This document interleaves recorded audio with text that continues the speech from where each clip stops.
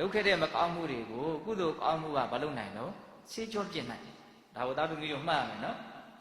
အကုသိုလ်ကံတွေဘလောက်ပဲလုပ်ခဲ့ကုသိုလ်တရားနဲ့ပြန်ပြီးတော့ဆေးကြောမယ်ဆိုရင်မရဘူးလားရရနော်အခုဘာဖြစ်သွားပြီလို့တကောကယန္တာဖြစ်သွားပြီနော်အင်္ဂုလိမာလာကြီးလည်းဘာဖြစ်သွားလို့ယန္တာဖြစ်သွားပဲနော်ဒီနေရာမှာတချို့မေးကြတာရှိတယ်သားသမီးတို့ဒါလေးစဉ်းစားကြပြောမယ်မိလိန်နာမင်းကြီးကရှင်နာဂတိန်ကိုမေးတာရှိတယ်အရှင်ဘုရားတို့မြတ်စွာဘုရားဟောထားတာရှိတယ်အကုသိုလ်ကံလုပ်ရင်တိတိလေးလုပ်တယ်ငရဲကိုကြားနိုင်တယ်လို့ဟောတာရှိတယ်တခါတရဏဂုံ၃ပါးစောင့်တည်ပြီးတော့ဘုရားတရားတန်ခါကိုယုံကြည်စိတ်နဲ့နော်ကြည်ညိုစိတ်နဲ့ကိုယ်ွယ်စိတ်ကပ်မယ်ဆိုရင်လည်းပဲနော်အပင်ငရဲကိုမကြားနိုင်ဘူးအပင်လေးပုံကိုမရောက်နိုင်ဘူးလို့ဟောပြန်တယ်ဘယ်ဟာကိုယုံရမလို့အကုသိုလ်ကငရဲကိုကြားနိုင်တယ်ကုသိုလ်လုပ်လို့ရှိရင်ငရဲကိုမကြားဘူးလို့ပြောပြန်တယ်ဘယ်လိုလုပ်ရမလို့ဘယ်ဟာကိုယုံရမလို့အဲ့ဒါအတိတ်ပဲဘယ်လိုလုပ်လို့မေးတာမေးတဲ့အခါကျတော့မထေရကြီးကဥမာလေးပေးပြီးပြောတယ်အားလုံးသမီးတို့အဲ့ဒီဥမာမှတ်ရမယ်နော်ပြီးရင်ပြန်မေးမယ်ဟုတ်လားမင်းကြီးတဲ့ကြောက်ခဲလေးတစ်ခဲကိုရေထဲချလိုက်မယ်ဆိုရင်အဲ့ဒီကြောက်ခဲကဘာဖြစ်သွားမလဲနစ်သွားတယ်ကြောက်ခဲအကြီးကြီးမှနစ်မှာလားဒီလောက်တေးသေးလေးရှိတာကောနစ်မလားနစ်မှာပဲနော်ပုံစီလေးလောက်ရှိလဲပဲဘာဖြစ်မလို့နစ်မှာပဲကြောက်ခဲအကြီးကြီးမှနစ်တာမဟုတ်ဘူးတေးသေးလေးလည်းနစ်မှာကြောက်ခဲဆိုတာကလည်းရေထဲမှာနစ်တဲ့သဘောရှိတယ်ဟုတ်လားသို့တော့အရန်ကြီးတဲ့လှေကြီးနော်အဲ့ဒီလှေကြီးတွေကိုကြောက်ခဲတွေထည့်လိုက်မယ်တဝက်လောက်ထိထည့်ထားမယ်အဲ့လိုဆိုလို့ရှိရင်အဲ့ဒီကြောက်ခဲတွေကရေထဲနစ်မလားမနစ်ဟောဆိုလှေကခံနေဟုတ်လားရေထဲနစ်တက်တဲ့သဘောရှိတော့လည်းပဲလှေပေါ်မှာတင်နေတဲ့အတွက်ကြောင့်ဒီကြောက်ခဲဟာရေထဲကိုမနစ်နိုင်ဘယ်သူကခံတာလှေကခံတာနော်အဲ့ဒါကြောက်ခဲဆိုတာအကုသိုလ်နဲ့တူတယ်တဲ့လှေဆိုတာကုသိုလ်နဲ့တူတယ်ဟောဒီခြားနားထောင်နော်ကြောက်ခဲဆိုတာအကုသိုလ်နဲ့တူတယ်လှေဆိုတာကုသိုလ်နဲ့တူတယ်ဒါကြောင့်လှေကြီးကြီးရှိဖို့ပို့ပြီးတော့အရေးကြီးတယ်ပေါ့တနည်းပြောရရင်အကုသိုလ်တဲ့ကုသိုလ်ကပို့ပြီးတော့အစွမ်းထက်တယ်ဘာထက်ပါပို့ပြီးတော့အစွမ်းထက်တယ်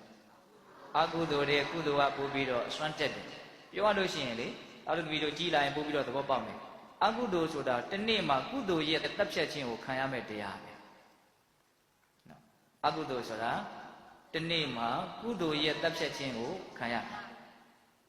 တက်ပြလိုက်လို့သူလုံးဝပြန်ရှင်သန်ခွင့်မရှိဘူးဆိုတဲ့တနေ့မှာဘုံဘုံတို့သားတို့သမီးတို့ချမ်းသာအစစ်ကိုရမယ်ပေါ့နော်ဒါကြောင့်အဲ့ဒီကုသိုလ်ကိုတတ်နိုင်တဲ့အထိစွန့်ရည်တတိထက်မြက်တဲ့အကုသိုလ်ကိုတတ်နိုင်တဲ့အထိစွန့်ရည်တတိထက်မြက်တဲ့ကုသိုလ်တွေရအောင်ခုဘာလုပ်နေရလဲကြိုးစားနေအကုသိုလ်ကိုတတ်နိုင်တဲ့ကုသိုလ်ဆိုတာကမဲ့ဉဏ်ပူဉဏ်ကိုပြောတာနော်အကုသိုလ်ကိုတတ်နိုင်တဲ့ကုသိုလ်ဆိုတာဘာပြောတာလဲမဲ့ဉဏ်ပူဉဏ်ကိုပြောတာခုသားတို့သမီးတို့တရားလေးအားထုတ်ပြီးတော့နေကြတာရှိတယ်နော်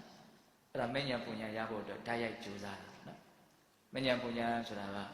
ဒီခန္ဓာရဲ့မတည်မြဲမှုတွေကိုသိမြင်နားလည်ပြီးတော့နောက်ဆုံးသစ္စာလေးပါးကိုထွန်းဖောက်ပြီးတော့သိတယ်မြင်တဲ့ဉာဏ်ကိုပြောတာအဲ့ဒါလေးလည်းပဲတမ္မာဒိဋ္ဌိအနေနဲ့နောက်တော့အရေးအမြတ်နည်းနည်းစီပြောသွားမယ်ဟုတ်လားခုလောလောဆယ်သားတို့မျိုးမှတ်ရမှာကအကုသိုလ်ဆိုတာကြောက်ခဲနဲ့တူတယ်ကုသိုလ်ဆိုတာလေနဲ့တူတယ်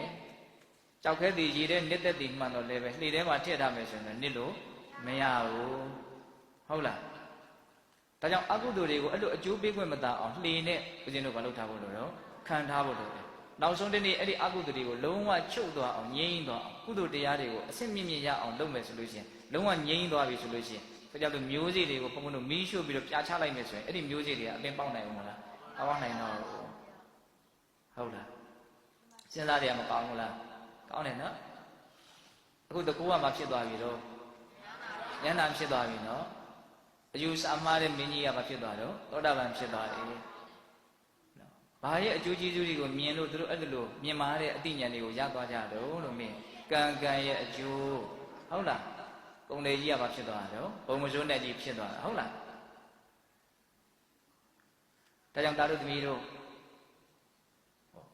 ဘဝနဲ့ပတ်သက်တဲ့အကြောင်းအရာတွေဟာသိမြင်ဖို့နားလည်ဖို့အလွန်တရာမှကျေပြတ်နေနဲ့နေတယ်ဟုတ်လားအခြေခံဒီလေးတွေကနေဒါလေးတွေကနေစပြီးတော့နားလည်ဖို့မလိုဘူးလားမလိုတယ်